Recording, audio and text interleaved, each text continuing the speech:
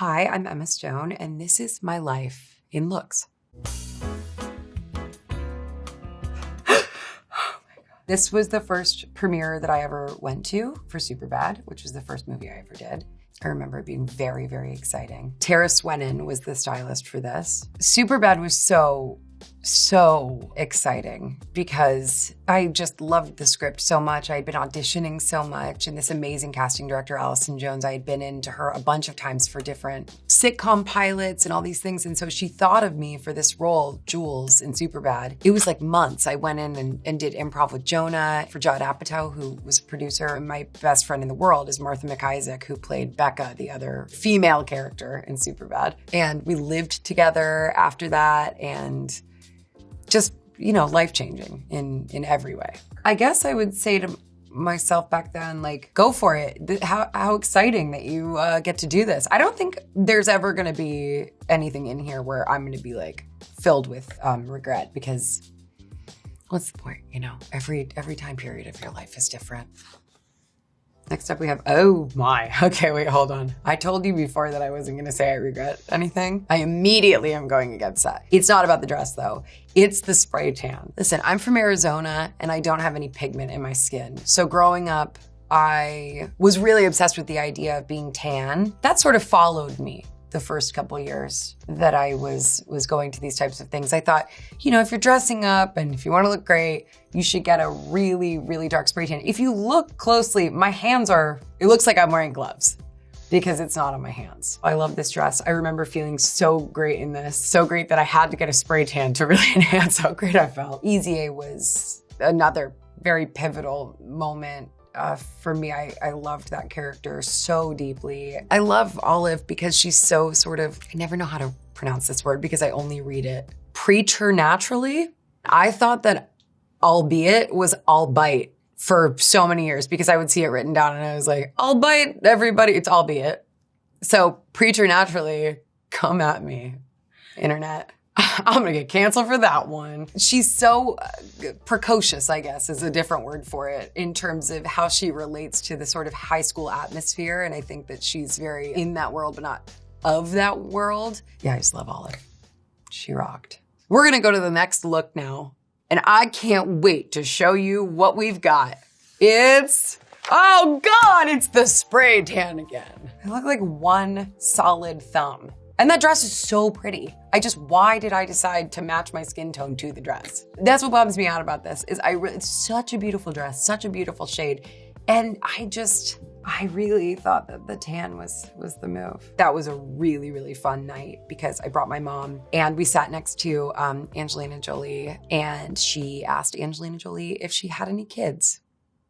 The Golden Globes is sort of like these big round tables, and it feels like you're just like constantly running into all these people that you've only seen, I guess, on TV or in movies. Everybody's shorter than you think they are, except for Conan O'Brien, who's 7.5 feet tall. Here we go. Next up is, this is Giambattista Valli, the Oscars 2012, and I presented Best Visual Effects with Ben Stiller. I was very nervous. Ben Stiller was great and very nice, and we had done the rehearsal. It was fun for me because, honestly, in any of these circumstances, there's nothing more fun for me than performing. So anytime I get to kind of do a bit, it's like on talk shows, like getting to do lip syncing or a game or something, feels way better to me than doing an interview like this. Thanks a lot. I had an amazing time here because it was so fun to, you know, ask Jonah to dance or like to be this really kind of over the top character. And Ben was such an amazing straight man. I mean, he's iconically an incredible straight man in so many things. That was a real boon to have Ben Stiller straight manning my cuckoo-ness. Oh, Spider-Man premiere in London in 2014. This is Versace. I love that color so much, that bright yellow. This beautiful gold necklace, the pink on the whole thing. I loved it. I mean, I really loved doing Spider-Man. I loved everybody I worked with. I met Andrew there. I met Sally Field. Mark Webb was wonderful. Like, it was really a special time in my life. So that's the recurring theme, is the people, more than kind of like the film itself, is what sticks with me for so long. And so I have only like the fondest memories of this whole experience. I will say the press tours for these films, I don't really know how people do it. I remember it being like 9 countries in maybe 2 weeks, and you're functioning in a state of jet lag never previously known to you. I felt truly psychotic the entire time. So I'm half dead in this picture, but I love the look. Okay. Oh yes. Okay, so this was Valentino. It was the Birdman premiere at Venice Film Festival. Mara Rozak, my hairdresser, as we say, not stylist, had just given me a fresh bob. We were very excited about this bob. Can't wait to get there again. Mara, she's over there. Please, soon. I loved the shade of this, the whole thing. And this was my first time at the Venice Film Festival, which is so incredible. You ride in gondolas everywhere. I'd never been to Venice, Italy before, and it feels very romantic and very intense, as you can see from, I mean, look at that guy. It feels like that energy coming at you, but then you get on a gondola and it's like quiet and you're on the canals. It was amazing. Birdman felt like I thought that Alejandro was joking when he asked me to do it. I was like, there's no way you want me to play this part with this incredible cast and you're the director. It was just really kind of threw me for a loop. It really freaked me out and made me so excited. And we had all these rehearsals for a month to choreograph everything because every scene was done in one take. And I do think that experience sort of shifted my relationship to films that I've wanted to be part of since. My instinct is just to choose high wire acts. I like when someone is swinging for the fences. Even if you miss, you're really trying for something and it doesn't feel like safe or complacent. And I don't expect to be in that position for a long time. While I have the opportunity to choose films that feel like that, that's what I try to do. And so Birdman was really kind of the birth of that. Oh, look at her go in her chartreuse. That's Elie Saab with some, I believe, Tiffany cuffs at the end of the dress, which look like they're part of the sleeves, but they're not. Don't be fooled. Were they slightly tacked to the end of the sleeves? Sure, yeah. All right, we took a little creative license. But no, they're not part of the dress. What is wrong with me? There's something so great about this color in general. Some might call it putrid, a little gross, you know, but not us. We love it. Even dyed the shoes to match, if you'll notice. Those did not come in that color. That's a dye job. The Lego movie was that year, and I got to get a Lego Oscar. So, great night. Oh, look! Wait, this was just the other day. Huh, right? No, I'm kidding. This is Vogue in 2016. I'm wearing a Michael Kors top and who knows what's on the bottom. It was so fun. It was all wigs and it was just kind of all over the WB lot or the Paramount lot. And we were just dressing up in all these different things kind of in a tribute to the, you know, Mia being an actress in La La Land in the film, which is what this was for. And it was great. And I was really surprised that this was the cover picture and thought it was so cool. Okay. Oh, La La Land. Mary Zofries was the costume designer. The inspiration from Umbrellas of Cherbourg, the Jacques Demy movie, was pretty resonant throughout all of this sort of colorscape of this movie. It's a lot of, you know, bright and prime colors, and everything was pretty much a solid shade. This yellow dress reminds me of that one that we had at the Spider-Man premiere. It's like a very similar shade of that, like buttery, buttercup yellow. I had done a Cabaret. Damien Chazelle, our director, had come to see me in Cabaret. Much like Sally Bowles, Mia doesn't have to be a perfect singer, which is the only way that I possibly could have played this role because I am not a natural born singer. I took voice lessons for so many years and it just didn't ever really progress to the point where it's like, she is a dyed-in-the-wool singer. It was a joy to get to sing in a movie and not have this immense pressure of needing to sound perfect and to dance like this and to do tap training and our ballroom training, and it was great. Nope. Ah, yes. dress. This is the Oscars in 2017, and I'm wearing Givenchy. This dress was very special. There were a lot of fittings for this. The fringe was really fun. Felt very kind of old Hollywood. It's also a really intense build-up period to a night like this. I learned in that time period that the sort of going out and promoting a film like this film is longer than you ever rehearsed or shot the film. Like it's such a long sort of road to a night like this. This is like the final night. It's very emotional on a lot of levels and very surreal on a lot of levels. It's like very tearful, or was for me, like very tearful and really intense. And it's also like saying goodbye to all of those people that you've been doing this, you made the film with, and then you've been out going to all these places or, you know, talking about this film for so long, and it is the last night. It's really emotional. It was very emotional. My proudest achievement is my spelling bee trophy. I can spell really well, but I can't say preacher naturally, or albeit. I have a GED. Anyway, here's our next look. Louis Vuitton. It was the Met Ball. Heavenly Bodies was the theme. This is really the Super Bowl for designers, I would say. It is beautiful. And looks like I'm going on a ship. A ship is kind of a heavenly body because it's like, how is it so big and still staying afloat?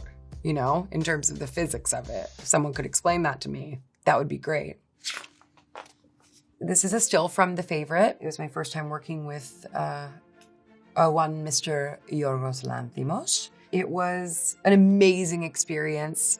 Another cast and crew that I absolutely love and adore to this day. We shot it on location at this place called Hatfield House, 45 minutes from London. It was all very old and very beautiful, and we weren't allowed to sit on anything. And they put a pine cone on each chair throughout the sort of palace to ensure that we wouldn't sit on it. And I remember thinking that was like so cool and sadistic. But you know what you could do? Don't tell them. You could lift up the pine cone and sit on it. This was Sandy Powell, costume designer. She's a genius, she's a legend. My first time ever really wearing a corset. I can confirm it does shift your organs after a while. My body shape was different for like, I would say about a month after The Favorite, because it was extremely tight. It pulls you in. I've got a very big rib cage, so it's like an intense thing to maneuver. My body was definitely not built for a corset. That's a gift that keeps on giving, because now I can really hold my breath for a long time underwater, and I think it's because of the corset. Okay.